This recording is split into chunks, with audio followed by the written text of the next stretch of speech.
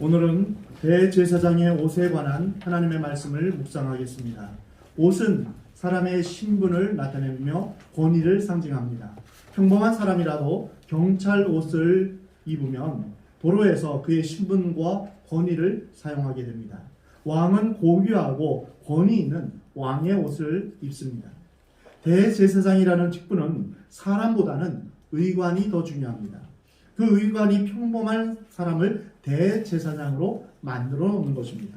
하나님께서 직접 디자인하신 그 옷, 대제사장의 그 옷에 대제사장의 정체와 또한 직무가 또한 많은 상징이 거기에 담겨 있습니다.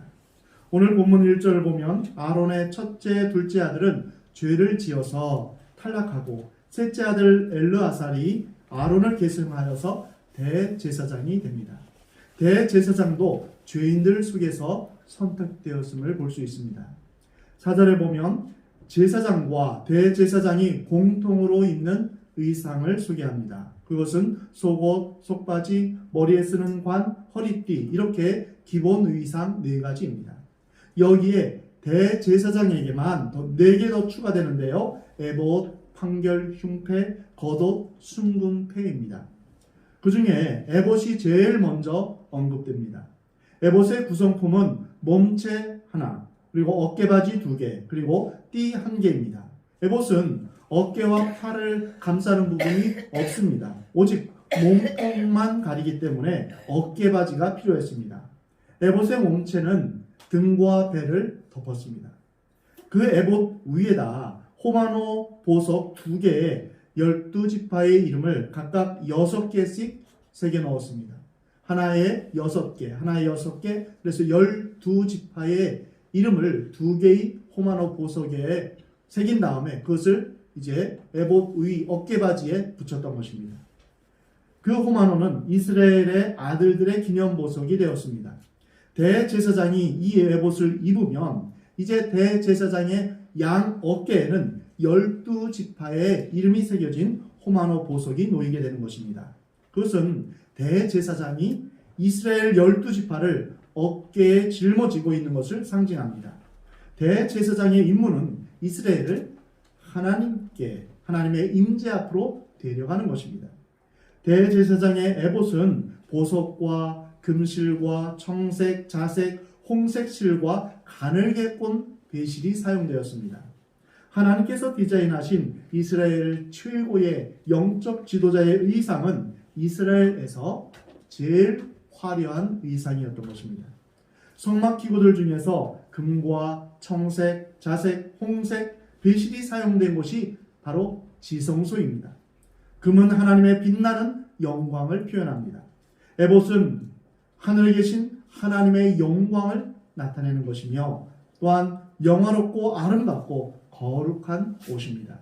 거룩하다는 것은 구별되었다는 것입니다. 에봇은 이 땅에 속한 옷이 아니라 하늘에 속한 옷임을 나타내는 것입니다. 옷을 입은 대제사장만 땅에 속했고 이 대제사장의 옷은 바로 하늘에 속한 것입니다. 에봇을 입음으로 하나님의 영광을 입은 것이 되는 것입니다. 하나님과 사람이 만나는 것이며 하늘과 땅이 만나는 것입니다. 그렇다면 대제사장의 역할은 무엇일까요? 대제사장을 라틴어로 폰티펙스라고 하는데요. 다리를 놓는 사람이다 이런 뜻입니다. 대제사장은 바로 하나님과 사람 사이에 다리를 놓는 중보자의 역할을 감당하는 것입니다. 그런데 대제사장은 범죄한 인간입니다. 하늘의 영광과 거룩함에 함량 미달입니다. 그래서 그는 에봇, 즉 하늘의 영광을 입어 자격 있는 중재자가 되는 것입니다. 에봇을 입은 제사장만이 하늘과 땅을 연결할 수 있습니다. 성막의 역할은 궁극적으로 하늘이 이 땅에 내려와서 하나님께서 사람을 만나 주시는 것입니다. 그래서 성막을 회의한다 할 때 회자죠. 뭐일 회자죠? 미팅하는 텐트라고 부릅니다. 우리 인간에게 죄의 문제가 있는 한 대제사장의 직분이 필요합니다. 사람의 죄 때문에 하나님의 임재를 누리는 데 문제가 있다면 대제사장은 절대적으로 필요합니다. 하나님과 인간을 중재하려면 하나님과도 통하고 인간과도 통해야 됩니다. 이스라엘의 대제사장도 죄 많은 인간이기 때문에 인간과는 잘 통합니다. 그렇지만 하나님과는 전혀 통하지 않습니다. 그래서 그는 하나님의 영광의 에봇을 입어야 했습니다. 에봇이라는 옷이 대제사장을 만드는 것입니다. 아론이 본래 영광스럽거나 자격이 있어서 대제사장이 된 것이 아닙니다. 대제사장이 자신의 직분을 수행하기 위해서 에봇을 입는 순간 그는 가장 영광스러운 직분을 수행하는 인간이 되는 것입니다. 옛 언약에서는 사람이 에봇을 입고 대제사장의 직분을 감당했습니다.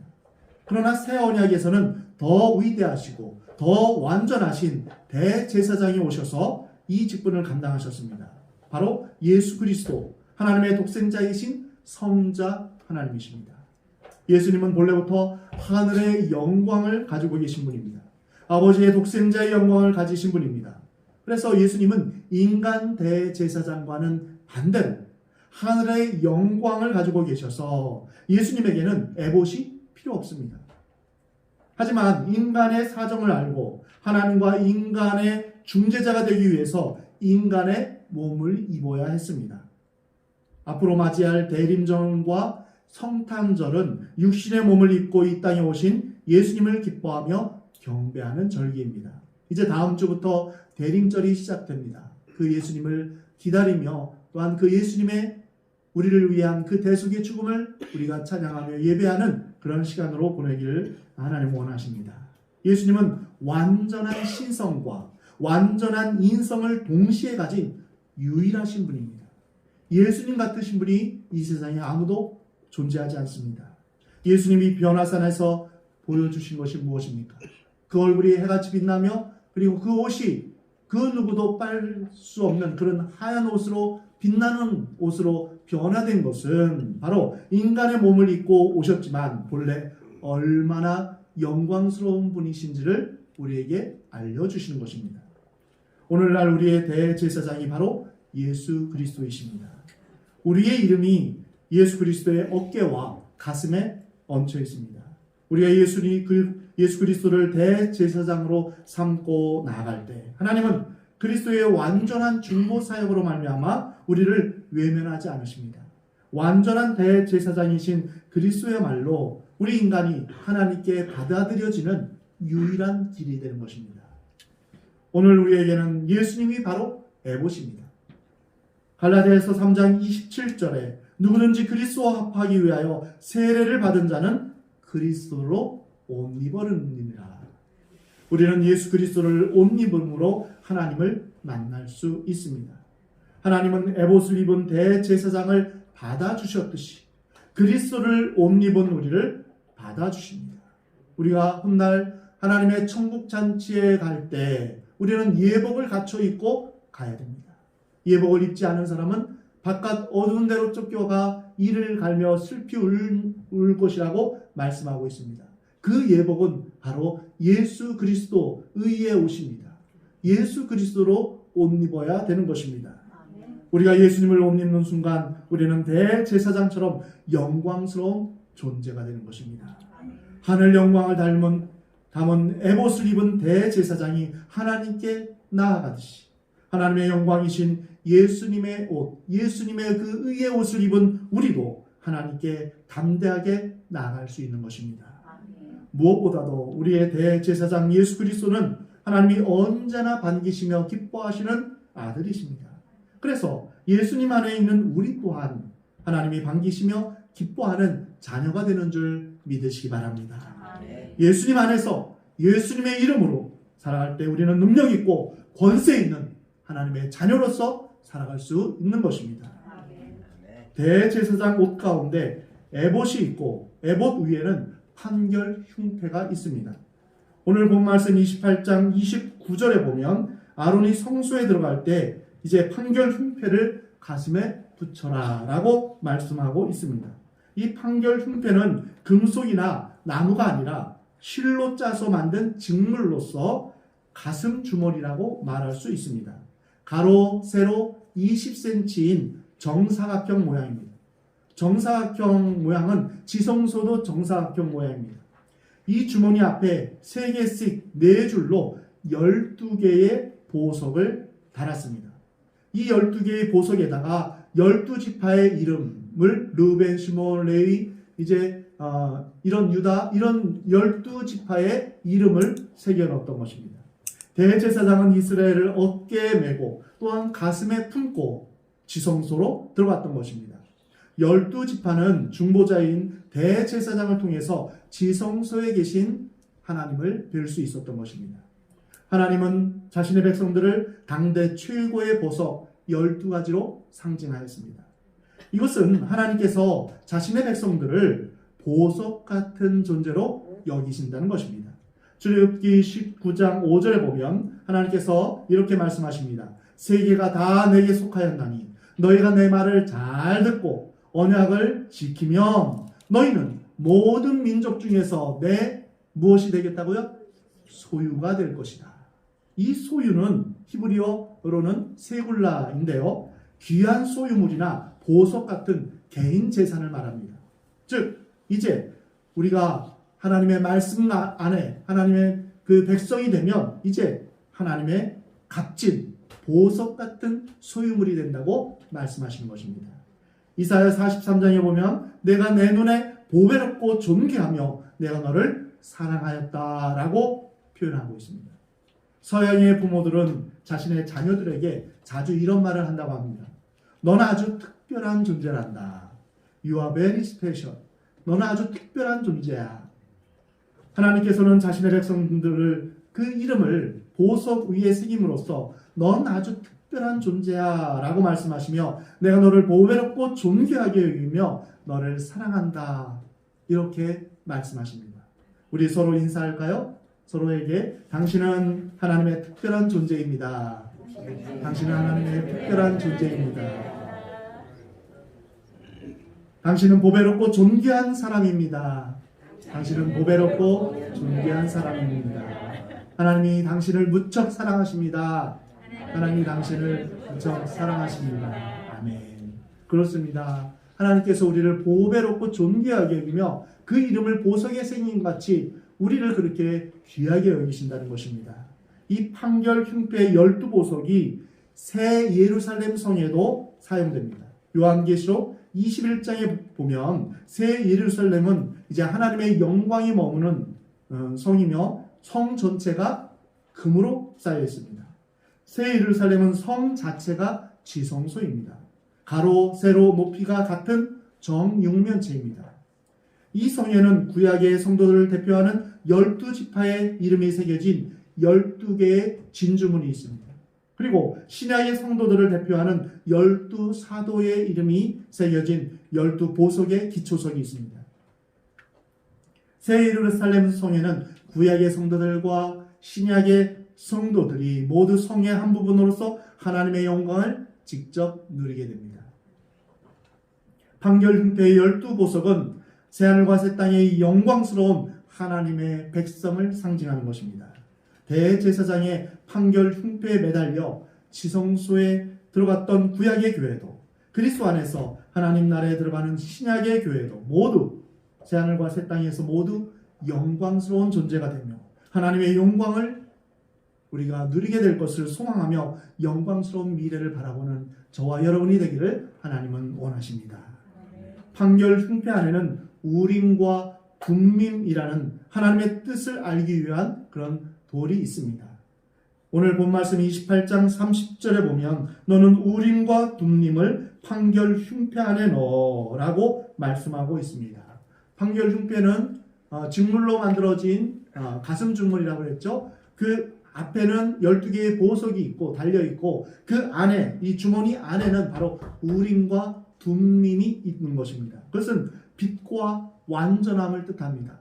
저 하얀 색깔 돌이 바로 이제 우림 그리고 검은색이 완전함을 뜻하는 둠밈입니다. 이것은 이제 하나님께 직접 물어보는 중요한 문제를 하나님께 묻고 이제 대답을 받는 그러한 형식으로 되어 있습니다. 그래서 하나님께서 하나님께 어떤 문제를 물을 때 예, 아니오라고 이제 대답할 이게 문제를 해결을 받을 때 이것이 사용되는 것입니다. 예를 들어서 우리가 저 민족과 우리가 싸워야 될까요? 전쟁을 해야 될까요? 이런 질문을 했을 때, 다윗이 그런 질문을 했을 때 싸우라. 그러면 누가 가야 될까요? 유다 민족이 가라. 이러한 질문과 대답을 하였었죠. 그런 거와 마찬가지로 이제 yes 아니면 no 이것을 이제 대제사장이 이제 집어넣어서 꺼내는 것을 통해서 그것을 하나님의 뜻을 아는 것입니다. 이것은 단순하게 주머니에서 제비뽑기식으로 즉흥적으로 판결하는 것이 아니라 지성소에 계신 하나님께서 대제사장의 가슴에 있는 우림과 둠밈을 통해서 직접 내리시는 판결을 의미합니다. 모세 때는 우림과 둠밈을 사용하지 않았습니다. 왜냐하면 모세가 직접 묻고 또한 직접 대답을 들었기 때문입니다. 우림과 둠밈은 모세가 없을 때를 대비한 것입니다. 그러나 바벨론의 침략으로 솔로몬의 성전이 사라지면서 우림과 둠밈의 시스템도 사라졌습니다. 그러면 신약 시대를 사는 우리에게 우림과 둠밈은 어떤 의미가 있을까요? 사도행전 1장을 보면 사도들이 가롯 유다를 대신할 사도를 뽑을 때 기도한 후에 제비뽑기를 하면서 하나님의 뜻을 확인했습니다. 이후로는 제비뽑기가 언급되지 않았습니다. 왜 그럴까요? 사도행전 2장을 보면 오순절 성령 강림 사건이 있습니다. 예수님의 영, 진리의 영이신 성령님께서 믿는 자에게 오셔서 진리를 가르치시고 진리로 인도하시는 것입니다. 보혜사 성령님이 오시면 죄에 대하여, 의에 대하여, 심판에 대하여 책망하신다고 말씀하십니다. 성령님이 강림하신 후에 우리는 우림과 둠밈 같은 제비뽑기식으로 하나님의 뜻을 구하지 않고 성령을 통해 직접 하나님의 뜻을 확인할 수 있는 것입니다. 성령님을 통해 언제든지 자유롭게 하나님의 뜻을 알 수 있는 것입니다. 우리는 구약의 대제사장이 가슴에 품고 있던 그 우림과 둠밈이 오늘날 우리 가슴 속에도 있음을 기억하시기 바랍니다. 우리는 우리 마음 가운데 계시는 성령님과 교제를 나눠야 됩니다. 성령님과 친밀한 교제를 나누는 사람은 수시로 하나님의 인도를 체험하며 하나님의 판결을 받습니다. 기도하는 중에, 성경을 읽는 중에, 예배를 드리는 중에 성령님은 다양한 방법으로 우리에게 말씀하십니다. 성령님과 친밀한 교제를 나누지 않는 사람은 하나님의 인도를 체험하지 못하고 하나님의 판결도 받지 못합니다. 결국 자기 마음대로 결정하고 판단을 내립니다. 성령님을 의지하지 않으면 자신의 경력을 믿고 자신의 직장을 믿고 자신의 통장 잔고를 믿고 또는 자신의 보험 증서를 믿고 결정하며 판단합니다. 자신의 경력과 통장 잔액만 의존한다면 자신의 경력과 통장 잔액만큼만 도움을 받을 수 있습니다. 그러나 성령님을 의지하면 우리는 성령의 능력만큼 도움을 받을 수 있는 것입니다. 성령님은 우리의 연약함을 도우시는 분이며 성령은 말할 수 없는 탄식으로 우리를 위해 친히 간구하십니다. 로마서 8장 26절에 이와 같이 성령도 우리의 연약함을 도우시나니 우리는 마땅히 기도할 바를 알지 못하나 오직 성령이 말할 수 없는 탄식으로 우리를 위하여 친히 간구하시느니라 말씀하십니다. 우리가 무엇을 기도해야 할지 몰라서 우리가 주님 앞에 나와 또한 주님 앞에서 한숨 쉬며 탄식할 때 성령님은 우리를 대신하여 꼭 필요한 기도를 하시며 좋은 응답을 해주시는 것입니다. 우리의 미래는 은행에 있지 않습니다. 직장에도 있지 않습니다. 우리의 미래는 영원한 대제사장인 그리스도에게 있습니다. 우리가 얼마나 예수님 앞에 예수님께 매어 달리느냐에 있습니다. 성령 안에 거하며 살 때 그리스도 안에서 살아갈 수 있습니다. 항상 성령 충만하며 주님의 뜻대로 주님의 판단대로 살아가는 저와 여러분이 되기를 하나님은 원하십니다. 대제사장이 머리에 쓰는 관은 히브리어로 미트네페트인데요. 둥글게 감은 것이라는 의미입니다. 머리에 쓰는 것이 아니라 무엇을 감고 있는 것입니다. 영어 성경으로는 터번으로 번역한 영어 성경이 있습니다. 그리고 숭금패를 만들어서 이 터번의 이마 부위에 달아놓으라라고 말씀하십니다. 이 숭금으로 만든 이 패 위에 뭐라고 써 있는가? 바로 이 패에는 여호와께 성결이라는 그런 문구를 새겨 놓았습니다.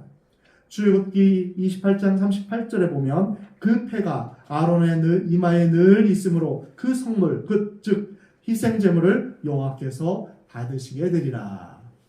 이 말씀은 이 패가 없으면 희생 제물을 받지 않으시겠다는 말씀입니다.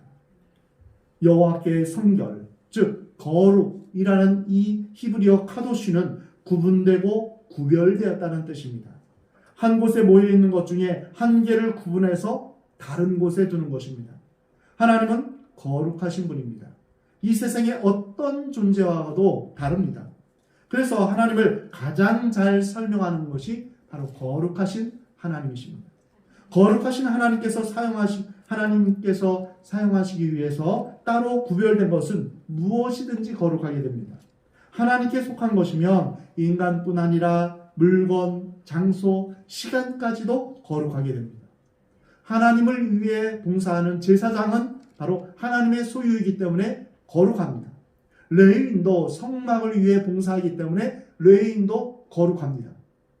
이스라엘도 역시 마찬가지입니다. 여러 민족 가운데 하나님께서 택하시고 부르셔서 나의 소유된 백성, 거룩한 나라라고 말씀하셨기 때문에 거룩합니다. 제물도 역시 마찬가지입니다. 하나님께 드려졌기 때문에 제물은 거룩합니다. 성막도 거룩하고 향료도 거룩하며 예루살렘 그 장소도 거룩합니다. 그리고 안식일도 거룩합니다. 우리 주일을 지키는 것, 이것은 하나님의 날입니다. 주의 날입니다. 그래서 우리가 주님의 날을 우리가 기억하며 주님 앞에 거룩하게 지키는 것입니다. 절기들도 마찬가지입니다. 모두 거룩합니다. 왜? 하나님께 속해 있기 때문입니다. 그 존재의 영역이 더 이상 세상에 속하지 않고 하나님께 속했기 때문입니다.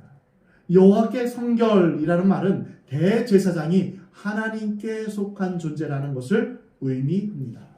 우리가 주님 앞에서 거룩하다라고 말할 수 있는 것은 바로 우리가 하나님께 속한 사람이기 때문입니다. 우리는 성도입니다. 성도는 무슨 뜻입니까? 거룩할 성, 무리 도자. 그래서 거룩한 무리라는 뜻입니다. 하나님의 소유된, 하나님께 속한 그런 존재라는 것이죠. 여호와께 성결이라는 이 순금패를 이마에 붙이되 도장을 새기는 법으로 새기라고 명령하십니다. 도장은 곧 인입니다. 대제사장은 마치 이마에 인 맞은 것처럼 순금패를 이마에 붙이고 있습니다. 요한계시록에 인 맞은 자가 14만 4천 명이다 라고 말하고 있죠. 그것은 이제 문자적으로 꼭 14만 4천 명이다 그것이 아닙니다. 그 당시 요한계시록이 쓰여질 당시의 상황은 굉장한 핍박을 받고 있었습니다. 그래서 여러 상징, 은어같이 여러 상징으로 그 책을 써야만 했습니다. 왜냐하면 핍박하는 자에게 꼬투리를 잡히고 불태우지 않기 위해서 그 여러 상징으로 기록을 했던 것입니다. 14만 4천도 완전수 12와 12를 곱하면 144가 됩니다. 그런데 거기에 또 완전수인 1000을 또 곱해서 14만 4천이 되는 것은 그것은 완전한 수를, 완전한 사람을 하나님께서 구원하시겠다라고 말씀하십니다. 여러 이단들이 우리 이단에 와야지 14만 4천 명 안에 들어올 수 있다 이렇게 말합니다. 그리고 그 14만 4천이 넘어버리니까 이제 다른 말로 이제 또 구실을 댑니다. 명수가 아닙니다. 완전한 하나님의 구원받는 수를 말하는 것입니다. 바로 인맞은 자 14만 4천 명이 이마에 인을 찍는 것은 바로 소유를 뜻합니다. 하나님께 소유되었다. 하나님께 속한 것이다. 가축들은 귀나 이제 엉덩이에 문구를 이제 인을 찍는데요. 고대에는 노예를 구별하기 위해서 이마에 인을 찍었습니다. 우리나라에서는 도망간 노예에 있어서 볼에다가 이제 낙인을 찍었었죠. 여호와께 성결이라는 문구는 바로 여호와께 소유되었음을 이마에 인을 치는 것처럼 대대적으로 알리는 것입니다. 이마에 인을 찍는 것은 마치 출애굽 때 양의 피를 문설주와 임방에 바름으로 재앙이 넘어간 것과 같습니다. 이마에 인을 찢는 것은 너는 내 것이다. 너는 내가 너의 주인이다. 내가 너를 보호하겠다. 이러한 뜻입니다. 요한계시록에서는 이제 세상을 따르고 짐승을 따르는 자에게는 이마에 666이라는 낙인이 표가 찍히고 하나님을 믿는 사람에게는 하나님의 이름이 그 이마에 새겨진다라고 말씀하십니다. 하나님의 이는 이마에 받은 이제 하나님의 백성들을 요한계시록 22장에서 이렇게 말씀하십니다. 그의 얼굴을 볼 터이요 그의 이름도 그들의 이마에 있으리라. 구약에서는 하나님의 얼굴을 보면 죽을 것을 각오했습니다. 그러나 새하늘과 새 땅의 백성들은 누구나 모두 대제사장처럼 이마에 하나님의 이름을 지니고 있으며 하나님의 임재 체험의 최고인 하나님의 얼굴을 볼 수 있는 것입니다.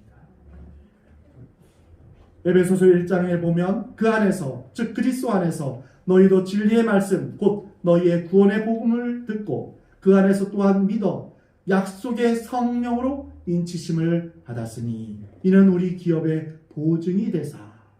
바로 성령으로 인치심을 받았기 때문에 그리스도인들은 마지막 심판 때 구원을 받을 수 있는 것입니다. 바로 성령께서 우리 가운데 계신 것은 바로 성령으로 인치신 것입니다. 그래서 우리에게 보증이 되어 주는 것입니다. 이 사람은 예수 그리스도를 진심으로 믿는 하나님의 자녀입니다. 하나님의 백성입니다. 이것을 성령께서 인쳐 주신 것으로 말씀하고 있습니다. 이마에 인이 없는 사람은 하나님의 재앙과 심판을 받게 됩니다. 그러나 이마에 인이 있는 성도는 하나님께서 기쁘게 맞아주시고 보호해 주십니다. 예수님을 믿는 우리는 모두 그리스도 예수 안에서 거룩한 제사장들입니다. 베드로전서 2장 9절에 보면 너희는 택하신 족속이요 왕같은 제사장들이요 거룩한 나라요 그의 소유가 된 백성이라고 말씀하고 있습니다. 우리 성도는 하나님께 속한 구별된 거룩한 존재이기 때문에 언행에 있어서도 구별되어야 됩니다. 대제사장을 임명할 때 양을 잡아서 그 피를 그 손끝과 그리고 이마에 그리고 발끝에 바릅니다. 이것은 무슨 뜻입니까? 하나님 앞에 구별되었고 거룩하게 주님 앞에 드려졌다는 것을 의미합니다. 여호와께 성결이라는 배는 하나님이 기뻐하시는 대로 살고 하나님의 말씀대로 순종하며 살 것을 우리에게 요구하시는 것입니다. 나의 존재가 하나님의 소유이며 나의 언행도 하나님께 소유된 것이다. 그래서 나는 더 이상 나 혼자 사는 것이 아니라는 것입니다. 홀몸이 아니라는 것입니다. 나는 더 이상 이 세상에서 나 혼자 사는 것이 아닙니다. 성령님께서 함께 하시며 하나님은 우리를 하나님의 소유물로 하나님의 백성으로 거룩한 자녀로 우리를 삼아 주시는 것입니다. 그래서 우리는 하나님의 소유된 존재답게 성령님의 이끄심을 따라 살아가기를 하나님은 원하시는 것입니다. 하루를 제사로 시작하고 제사로 마무리하며 온몸을 깨끗하게 하여 매 순간 하나님의 임재를 누리며 하나님께 헌신하는 거룩한 제사장으로 사는 것은 사실 쉬운 일이 아닙니다. 그러나 이러한 거룩한 직무를 감당할 수 있는 힘이 어디에서 오는 것일까요? 그것은 바로 우리 안에 거하시는 성령님으로 말미암아 가능한 것입니다. 우리가 거듭나는 것도 성령님에 의해서 거듭나는 것이며 우리가 이 땅에서 주의 말씀대로 순종하며 살아갈 수 있는 힘도 바로 성령 안에서 올 수 있는 것임을 기억하시기 바랍니다. 그래서 우리가 살면서 주님 앞에 늘 기도하기를 주님 나의 삶을 주님께서 맡아 주관하여 주옵소서. 성령으로 충만케 하여 주옵소서. 성령께서 나의 삶을 다스려 주옵소서. 이렇게 매일 매순간 우리가 기도해야 할 것입니다. 성령님은 우리가 하나님의 제사장으로 살아갈 수 있는 능력과 열정을 주십니다. 예수님께서 우리에게 주시는 짐은 무거운 것이 아닙니다. 억지로나 무리해서 하는 것이 아닙니다. 바로 성령의 능력으로 능히 감당할 수 있는 직분입니다. 왕같은 제사장으로서 예수님의 의의 옷, 제사장의 옷을 입고 온 몸을 하나님이 기뻐하시는 산제물로 주님 앞에 드리는 여러분이 되기를 하나님은 원하십니다. 그리고 대제사장으로서 다른 사람을 축복하며 또한 믿지 않는 사람을 주님께로 이끄는 그러한 중보자로 살아가기를 하나님은 원하십니다. 또한 다른 사람을 위해 중보기도 하며 또한 다른 사람을 하나님과 연결하는, 또한 사람과 사람을 서로 화목하게 하는 그런 화목자로서 피스메이커로 살아가기를 하나님은 원하십니다. 이렇게 주님 앞에 거룩하게 살아갈 때 하나님께서 마지막 날까지 주님의 보호하심과 주님의 돌보심을 경험하며 마지막 날 주님의 품 안에 거하는 우리 모두가 되기를 우리 주님은 원하십니다.